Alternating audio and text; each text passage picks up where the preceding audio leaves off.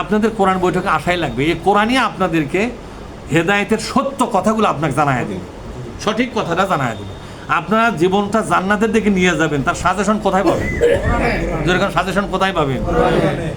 কোরআন হলো সাজেশন। আল্লাহ পাক কি বলছেন জানেন? ওয়াযিকরা লিল মুমিনিন, বলেন ওয়াযিকরা লিল মুমিনিন। কোরআন হলো ঈমানদারদের জন্য জান্নাতে যাওয়ার সাজেশন। সুবহানাল্লাহ বলেন।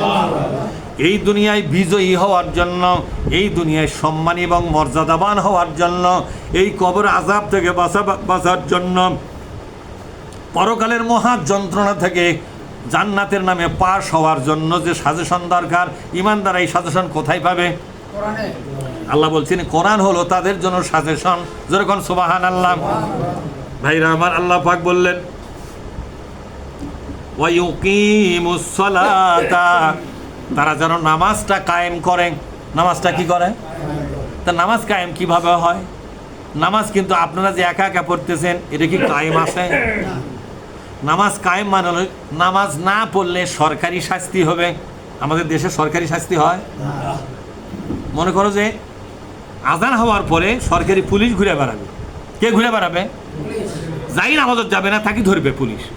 শারীরিক শাস্তি, জেলখানার শাস্তি এবং টাকার শাস্তি। কয় শাস্তি হলো? শারীরিক শাস্তি ওই জায়গাতেই, মানে ধরল পিঠত ৫-৭টা বাড়ি মারে দিল। আমার কথা বোঝেননি? এটা হলো শারীরিক শাস্তি। তা আমার মনে হয় মোরল বাজারে এই মনে কোনা যদি কারো পিঠত ৫-৭টা বাড়ি পড়ে, আমার মনে হয় বাদ বাকি মনে আর মারা লাগবে না। আপনার কি মনে হয়? এই কথা কান মারা লাগবে? আর শিবপুরের স্ট্যান্ডের এই মাথা যদি কারো পিঠত ৫-৭টা বাড়ি পড়ে, তো বাদ বাকি লোক কি স্ট্যান্ডে বসে থাকবে না দৌড় মারবে? মারবে কিনা? তাই কন জোরে সময় কি কুমান্ডে ও থাক না থাক হুড়মুখ আগে জোয়ার মধ্যে আগে ঢোক, জীবন বাঁচায় আগে। এই জন্য বেশি লোক মারা লাগবে না। কায়েম মানে হলো যারা মুসলমান হওয়ার পর নামাজ পড়বে না, 3 রকমের শাস্তি। কয় রকমের শাস্তি? একটা শারীরিক শাস্তি, আর একটা পকেটের শাস্তি। পকেটের শাস্তি কোনটা? টাকা। আর একটা হলো জেল। আর একটা কি জোরে কন? জেল। এই যে জেল, জুলুম এবং পকেটের শাস্তি, এই শাস্তিগুলো যখন কার্যকর হবে নামাজ না পড়ার কারণে, তখন এই দেশে নামাজ কায়েম হয়ে গেল। তাহলে এই নামাজ কায়েম হবে কখন? আল্লাহ বলছেন ইসলামী দলগুলো ক্ষমতায় যাও, আমার নামাজটা তোমরা কায়েম করো। আল্লাযীনা ইম্মাক্কান্নাহুম ফিল আরদি, সূরা হজের মধ্যে আল্লাহ বলছে 22 নম্বর সূরা। কত নম্বর সূরা? আল্লাযীনা। বলেন আমার সাথে, একটু বলেন না। কুতে পায়দা বললে 1 অক্ষরে 20 টাকা নেকি পাবেন। মুখস্থ নাই, কিন্তু আমার সাথে সাথে পড়বেন, ওট লড়াবেন, আপনাকে দেবে 20 নেকি, আমার জন্য 10 নেকি। আমি যে পারি এই পারার জন্য আমার 10 নেকি। আপনি পারেন না কিন্তু ছাড়েন না, এই জন্য আপনার জন্য কত? বিশ্বনবী এই কথা কয়ে গেছে। বিষ্ণু বলছে যারা পারে না অথচ মুখ লেড়ে লেড়ে সাথে থাকে, ওরকে আল্লাহ ডবল সওয়াব দিবে। আমি চিন্তা করুন, আল্লাহ পারেই তো লস হয়ে গেল, ঠিক না? মানুষে ভাবে 20 টাকা, আমি পাবো 10 টাকা। তো চান্স ছেড়ে দিচ্ছেন কে?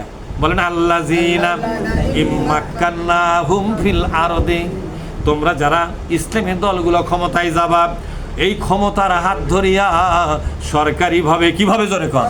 সরকারিভাবে আকামুস সালাহ, বলেন আকামুস সালাহ, তোমরা নামাজটাকে সরকারিভাবে আদেশ জারি করে তোমরা কায়েম করে ফেলে দাও। নামাজ পড়বে না, অর্থদণ্ড লাগাও, শারীরিক শাস্তি লাগাও, জেল লাগাও, জরিমানা করো, তাহলেই মানুষ সোজা হবে। তাহলে ক্ষমতা দিয়া নামাজ কায়েম করা লাগবে। কথাটা কে বলেছেন?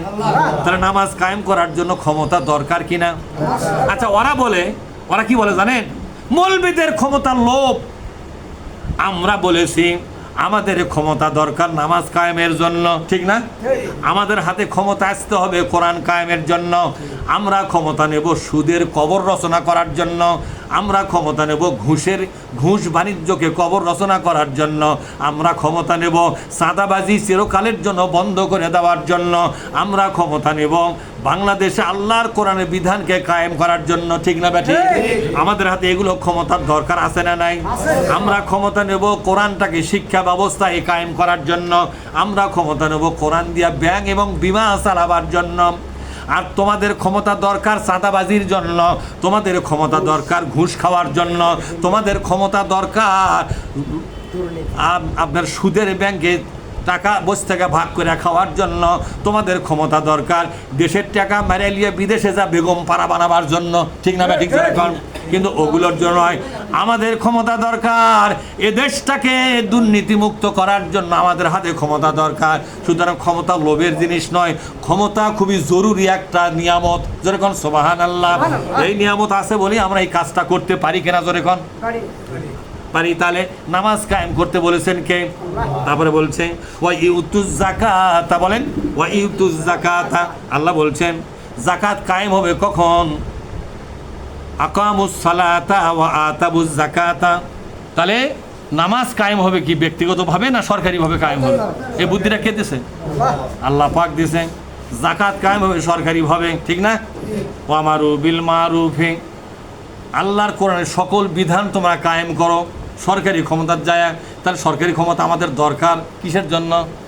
এ কোরআন কায়েমের জন্য, এ কোরআনের বিধানগুলো চালু করার জন্য সরকারি ক্ষমতা আমাদের দরকার না দরকার নয়? দরকার। অনাহাও আনিল মুনকার, এবং ইসলাম বিরোধী যত নিয়ম নীতি, যত কৃষ্টি কালচার, যত শিক্ষা, যত আইন আদালত আছে সবগুলোকে তোমরা বাতিল করে দাও ক্ষমতার যায়। কোথায় যায়? তাহলে এই ক্ষমতার কথাটা বারবার কে বলেছে? এই ক্ষমতার জায়গায় তোমরা এই কাজটা করো। এই জন্য ইসলামী লোকদের হাতে এই দেশের ক্ষমতা আসার দরকার আছে না নাই? আল্লাহ তাআলা আমাদেরকে, ফরজ না ফরজ, আল্লাহ তাআলা এই কথাগুলো আমাদের বুঝবার তৌফিক দিন। আমিন। আসসালামু আলাইকুম ওয়া রাহমাতুল্লাহ।